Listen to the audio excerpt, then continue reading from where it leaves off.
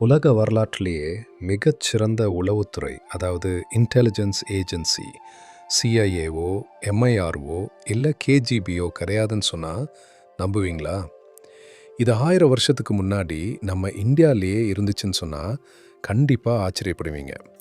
முதலாம் ராஜராஜ சோழன் மற்றும் அவரோட மகன் முதலாம் ராஜேந்திர சோழன் காலத்தில் சோழர்கள் வெறும் படைபலத்தை வச்சு மட்டும் ஆட்சி செய்யலை.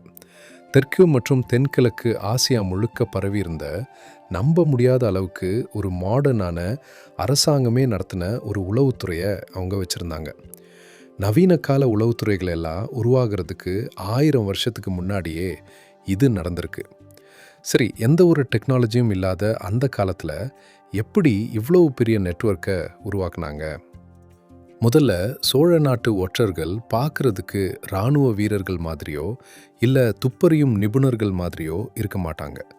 அந்த காலத்தில் ஒரு பிஸியான துறைமுகத்தில் நீங்கள் நடந்து போனால் கண்டிப்பாக உங்களுக்கு தெரியாமலேயே ஒரு ஒற்றரை நீங்கள் கடந்து போயிருப்பீங்க. அவங்க சாதாரண மக்கள் மாதிரி தான் இருப்பாங்க. வியாபாரிகள், கோவிலில் வேலை செய்கிறவங்க, பாட்டு பாடுற புலவர்கள், சாமியார்கள், ஏன் கப்பல் கணக்காளர்கள்னு பல ரூபத்தில் இருப்பாங்க. துறைமுகங்கள், அரசவைகள், கோவில்கள்னு எல்லா இடத்துலையும் மக்கள் கூட்டத்தோட கூட்டமாக கலந்துருவாங்க. இதில் மாஸ்டர் பிளான் என்னன்னா, அவங்க பயன்படுத்திய டேட்டா சென்டர்கள். தஞ்சாவூரில் இருக்கிற பெரிய கோவில் மாதிரி முக்கியமான கோவில்கள் வெறும் வழிபாட்டு தலங்கள் மட்டும் கிடையாது. அவை சோழ சாம்ராஜ்யத்தோட பொருளாதார மையங்கள். சொல்லப்போனால் அவைகளை வங்கிகள், நிலப்பதிவகங்கள் மற்றும் தகவல்களை பரிமாறிக்கிற முக்கியமான இடங்கள்னு சொல்லலாம். நீங்கள் பழைய கோவில் கல்வெட்டுக்களை பார்த்தீங்கன்னா வெளிநாட்டு வியாபாரிகள் கொடுத்த நன்கொடைகள், கப்பல்களோட நடமாட்டம், நிலப்பரிமாற்றங்கள்னு பல விஷயங்கள் இருக்கும். ஆனால் இதில் சீக்ரெட் என்னென்னா, ஒற்றர்கள் இதே கோவில் நெட்வொர்க்கை பயன்படுத்தி யாருக்கும் சந்தேகம் வராத மாதிரி ரகசிய தகவல்களை பரிமாறிக்கிட்டாங்க. சோழர்களோட நிர்வாகத்தில் எல்லாத்தையுமே டாக்குமெண்ட் பண்ணுறதுல ரொம்ப கவனமாக இருப்பாங்க. ஒற்றர்கள் தங்களோட ரகசிய தகவல்களை சலிப்பு தட்டக்கூடிய சாதாரண நிர்வாக குறிப்புகளாகவும் நிதி அறிக்கைகளாகவும் கோவில் நன்கொடை விவரங்களாகவும் தான் அனுப்புவாங்க. இதோட உண்மையான அர்த்தம் என்னன்னு சிறப்பான பயிற்சி பெற்ற அதிகாரிகளுக்கு மட்டும்தான் தெரியும். சுருக்கமாக சொல்லணும்னா, அவங்க எழுதின கணக்கு வழக்குகள் தான் அவங்களோட ரகசிய குறியீடுகள். எதிரிகள் இந்த ஆவணங்களை பார்த்தா கூட ஏதோ சாதாரண வரி வசூல் கணக்குன்னு நினச்சிட்டு போயிடுவாங்க. அடுத்து வெளிநாட்டில் நடந்த ஆப்ரேஷன் பற்றி பார்ப்போம். இது இதை விட பயங்கரமாக இருக்கும். இந்த 2 மாபெரும் அரசர்களின் கீழே தமிழ்நாடு துறைமுகங்கள்லேருந்து இலங்கை, தென்கிழக்கு ஆசியா வரைக்கும் கடல் வழி வர்த்தகத்தை சோழர்கள் தங்களோட கட்டுப்பாட்டில் வச்சுருந்தாங்க. ஆனால் இந்த வர்த்தகம் வெறும் பணத்துக்காக மட்டும் கிடையாது. இது ஒரு என்கிரிப்ட் செய்யப்பட்ட கம்யூனிகேஷன். ஒவ்வொரு கப்பல்லையும் என்னென்ன பொருட்கள் இருக்குது, அதோட அளவு, எடை எவ்வளோன்னு பெரிய லிஸ்ட் இருக்கும். வெளியாட்களுக்கு இது சாதாரண கணக்கு. ஆனால் சோழ நாட்டு அதிகாரிகளுக்கு இது ஒரு சீக்ரெட் மிலிட்ரி ரிப்போர்ட். அந்த கோட் எப்படி ஒர்க் ஆச்சுன்னு பாருங்கள். விலகு அதிகமாக லிஸ்டில் இருந்தால் எதிரிகளோட படைகள் குவியுதுன்னு அர்த்தம். அரிசி கம்மியாக காட்டப்பட்டால் அங்கே பஞ்சம் அல்லது கலவரம் நடக்குதுன்னு அர்த்தம்.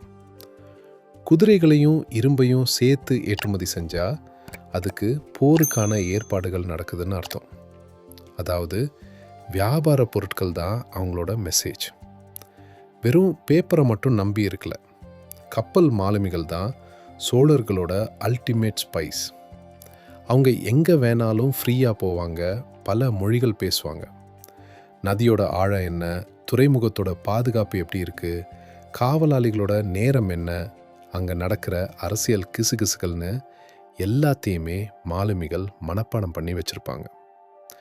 பேப்பரை விட மனிதர்களோட மூளை ரொம்ப பாதுகாப்பானது. இந்த வழியில் தான் ராஜேந்திர சோழன் இன்னைக்கு இருக்கிற இந்தோனேஷியாவான ஸ்ரீவிஜய சாம்ராஜ்யம் மேலே ஒரு பிரம்மாண்டமான கப்பற்படை தாக்குதலை நடத்தினார். படைகள் கிளம்புறதுக்கு முன்னாடியே சோழ நாட்டு வியாபாரிகள் அங்கே இருக்கிற சுங்கத்துறை நடைமுறைகள், எந்த சீசனில் காற்று எப்படி அடிக்கும்னு எல்லாத்தையும் மேப் பண்ணிட்டாங்க. அந்த படையெடுப்பு ஒரு அதிர்ஷ்டம் கிடையாது, அது சரியான லாஜிஸ்டிக்ஸ் மற்றும் துல்லியமான உளவுத்துறையோட வெற்றி. சொந்த நாட்டில் உள்நாட்டு பாதுகாப்பிற்கும் இதே நெட்வொர்க் அதை தான் பயன்படுத்தினாங்க.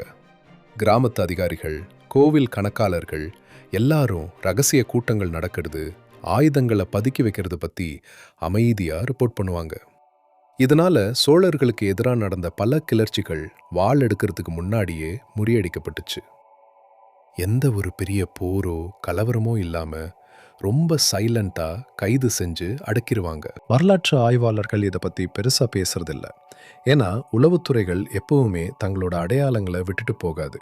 அது ஹீரோக்களை விட சிஸ்டமை தான் பெரிதாக்கும். ஆனா ஒரு விஷயத்த நல்லா புரிஞ்சுக்கோங்க. சோழ சாம்ராஜ்யத்தோட உண்மையான சூப்பர் பவர் அவங்களோட போர் யானைகளோ பிரம்மாண்டமான கப்பல்களோ இல்லை அவங்க கிட்ட இருந்த தங்கமோ கிடையாது. அது தகவல் ஆதிக்கம், இன்ஃபர்மேஷன் டாமினன்ஸ்.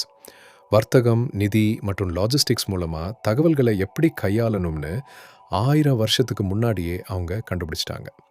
இன்னைக்கு இருக்கிற பல மாடர்ன் நாடுகள் கூட இதில் தடுமாறுறாங்க. இதனால தான் சோழர்கள் பல நூற்றாண்டுகளாக சிறப்பாக ஆட்சி செஞ்சாங்க.